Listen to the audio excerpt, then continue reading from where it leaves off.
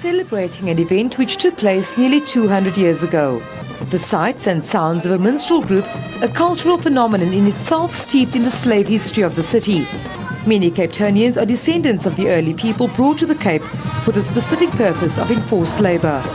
We've read that the enslaved people, at the stroke of midnight, they celebrated, they had bonfires around the city, they had music and performances, and so part of what we're doing as historical education is to reenact that moment.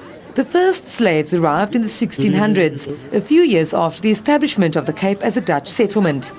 During the 19th century, under British rule, the practice was finally abolished. Indigenous Khoi communities too were dispossessed of the independent way of life.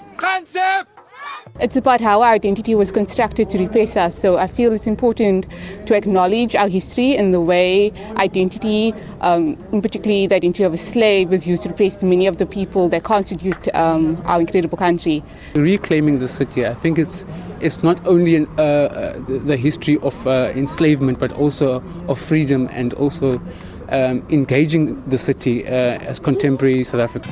Now in its 9th year, the event aims to educate citizens of the human rights violations suffered by enslaved people. Also, to remember their contribution to building the city that now stands at the foot of Table Mountain. Vanessa Puna, SABC News, Cape Town.